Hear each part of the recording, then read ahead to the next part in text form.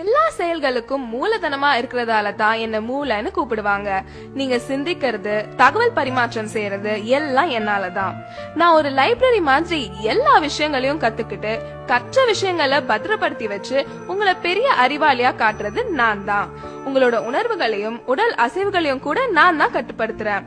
ஆனா ஏதோ உலகத்திலேயே உங்களுக்கு தான் இல்லாத வேலையும் பிரச்சனையும் கவலையும் இருக்க மாதிரி நிம்மதி இல்லாம மன அழுத்தத்தை உண்டாக்கி எனக்கு பிரஷர் குடுக்கறீங்க. சரியா தூங்குறது இல்ல, சத்தான உணவு சாப்பிடுறது இல்ல, உடற்பயிற்சி பண்றது இல்ல, மனசை அமைதியா வச்சுக்க ஒரு சின்ன முயற்சி கூட எடுக்கிறது இல்ல.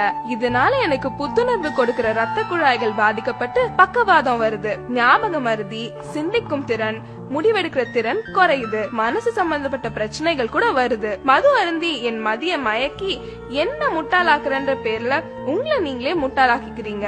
எதுக்குங்க இந்த பரபரப்பு? அமைதியா வாழுங்க, நல்லா தூங்குங்க, நிம்மதியா இருங்க, புத்திசாலின்னு எனக்கு பேர் வாங்கி கொடுங்க. அதுதான் உங்களுக்கும் பெருமை, எனக்கும் பெருமை. உங்க உடம்புல எல்லா உறுப்புகளும் 1 2ன்னு தான் இருக்கும். ஆனா நான் மட்டும் தாங்க 32 இருக்கேன். நான் அதிகமா இருக்கிறதுனாலவோ என்னவோ தெரியல, நீங்க என்ன சரியாவே கவனிக்கிறது இல்ல. இன்னும் நான் யாருன்னு தெரியலையா? நான் தாங்க உங்க பல்லு பேசுறேன். நான் நீங்க சாப்பிடுற உணவை மென்னு சிறு துகள்களா மாற்றி செரிமானத்துக்கு முதுகெலும்பா இருக்கிறேன். பல்லு போச்சுன்னா சொல்லு போச்சுன்னு சொல்லுவாங்க. நான் இல்லன்னா உங்க பேச்சு கூட தெளிவா இருக்காது. நீங்க சிரிக்கும் போது உங்களை பளிச்சுன்னு அழகா காட்டுறது நான் தான். நான் இல்லன்னா நீங்க சிரிக்க கூட யோசிப்பீங்க. இவ்வளவு முக்கியமான எண்ணெய புகையில பாக்கு போட்டு சிகரெட் பிடிச்சு அழுக்காக்குறீங்க. குளிர்பானம்ன்ற பேர்ல கண்டதையும் பிடிச்சு என்ன சொத்தையாக்குறீங்க. ஒரு நல்ல சாப்பாட்டை கூட ருசிச்சு சாப்பிட முடியாம பண்றீங்க. இனிமேலாவது என்னுடைய கஷ்டத்தை புரிஞ்சுக்கிட்டு கொஞ்சம் இதையெல்லாம் தவிர்க்கிறீங்களா? நான் என்னோட வேலையை சரியா செய்யற வரைக்கும் தான் உங்களை எல்லாரும் பேர் சொல்லி கூப்பிடுவாங்க. நான் என் வேலையை நிறுத்திட்டா என்னதான் உங்க அப்பா அம்மா அழகான பேர் வச்சாலும் அத மறந்துட்டு பிணம்னு சாதாரணமா சொல்லிடுவாங்க. அவ்வளவு முக்கியமான ஆளு யாருன்னு பாக்குறீங்களா? நான் தாங்க உங்க நுரையீரல் பேசுறேன்.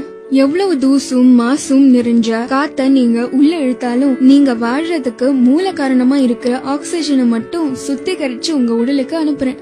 ஏற்கனவே சுற்றுப்புற மாசால சிரமப்பட்டு இருக்கேன். அத புரிஞ்சுக்காம என்னைய சிகரெட்டு பீடி பிடிச்சு நச்சு வாய்களை செலுத்தி என்னைய அடைக்கிறீங்க. வேலை செய்ய விடாம என்னோட காத்து பைகளை செயலிழக்க வைக்கிறீங்க. புற்றுநோய்க்கு மட்டும் இல்லாம பல நோய்க்கு ஆளாக்குறீங்க.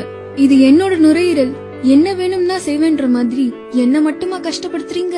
நீங்க இழுத்து விடுற புகை உங்களையும் மத்தவங்களையும் பாதிக்குது. உங்களை அழிக்கவே உங்களுக்கு உரிமை இல்லாத போது மத்தவங்களை அழிக்க உங்களுக்கு என்ன உரிமை இருக்கு?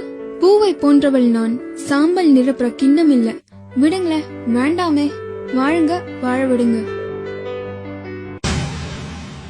ஹலோ, கொஞ்சம் நில்லுங்க. என்ன கேக்குதா? நான் தான் உங்க இதயம் பேசுறேன். இதயம்னு சொன்ன உடனே உங்களுக்கு ஞாபகம் வர்றது உங்க காதல் தான். இப்படி காதலின் சின்னமான என்னையும் கொஞ்சம் காதலிக்கலாம்ல.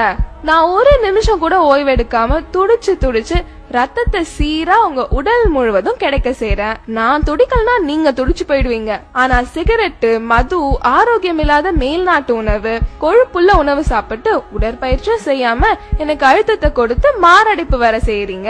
ஒண்ணு மட்டும் ஞாபகம் வச்சுக்கோங்க, நான் துடிக்கிறத நிறுத்தினா உங்க துடிப்பும் அடங்கி போயிடும். இனிமேலாவது அவன் சொன்னா இவன் சொன்னா ஸ்டைலு பிரஸ்டீஜ்னு சொல்லிட்டு இந்த பாழா போன விஷயங்கள் எல்லாம் செய்யாம நல்லா சாப்பிட்டு ஓடி ஆடி உடற்பயிற்சி செஞ்சா காதலின் சின்னமான நானும் நல்லா இருப்பேன், காதலிக்க நீங்களும் நல்லா இருப்பீங்க.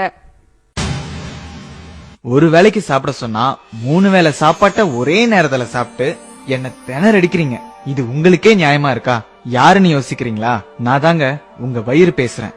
வெந்தும் வேகாத கொழுப்புள்ள உணவை இஷ்டத்துக்கு சாப்பிடுறீங்க.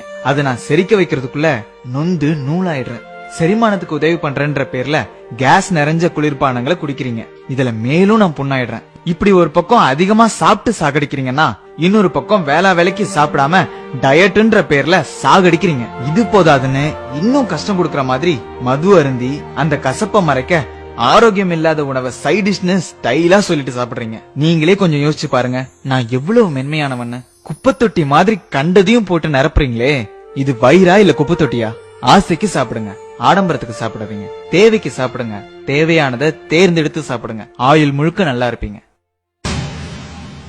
நான் ரொம்ப நல்லவங்க. எனக்கு தீங்கு செய்ய நினைக்கிறவங்களுக்கு கூட முடிஞ்ச அளவுக்கு நன்மையே செய்யறேன். என்ன பாக்குறீங்க?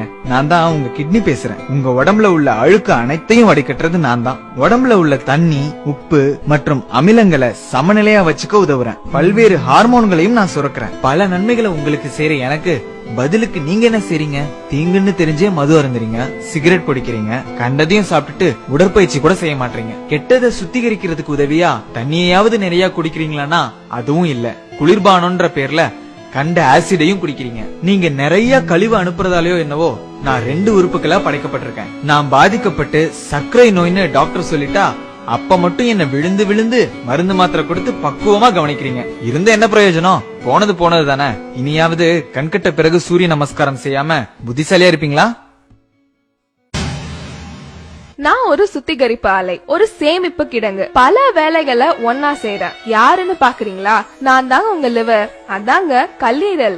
உங்களுக்கு எங்கேயாவது அடிபட்டுச்சுன்னா ரத்தம் வெளியே போகாம உரைய வைக்கிறது நான் தான். நீங்க சாப்பிடுற எல்லாத்தையும் செரிக்க வைக்கிறதும் நான் தான். உங்க ரத்தத்தை சுத்திகரிச்சு உங்களுக்கு தேவையான சக்தியையும் நான் சேமிச்சு வைக்கிறேன். இது மட்டும் இல்லாம பல விட்டமின்களையும் மினரல்களையும் கூட நான் தான் சேமிச்சு வைக்கிறேன். மது குடிக்கிறதாலையும் கண்ட குளிர்பானங்களை குடிக்கிறதாலையும் பதப்படுத்தப்பட்ட ஆரோக்கியம் இல்லாத உணவை சாப்பிடுறதாலையும் என்னோட சுத்திகரிக்கிற திறமை இழந்து புற்றுநோய்க்கு கூட ஆளாகிறேன். 100 ரூபாய் டாக்டருக்கு ஃபீஸ் கொடுக்க கஷ்டப்பட்டுட்டு சின்ன சின்ன பிரச்சனைகளுக்கு எல்லாம் நீங்களே பெரிய டாக்டர் மாதிரி மருந்து மாத்திரை வாங்கி சாப்பிடுறீங்க. இதுக்கு பதிலா எனக்கு விஷத்தையே கொடுத்துடலாம். 100 ரூபாய் மிச்சம் பிடிக்கிறேன்னு 500க்கும் மேற்பட்ட வேலைகளை செய்யற என்ன கஷ்டப்படுத்தி நீங்களும் பல ஆயிரங்களை இழக்கிறீங்க. நான் எனக்காகவா சொல்றேன்? உங்களுக்காக தானே சொல்றேன். கொஞ்சம் காது கொடுத்து கேளுங்க. இதுக்கு அப்புறமாவது என்ன கஷ்டப்படுத்த மாட்டீங்கன்னு நம்புறேன்.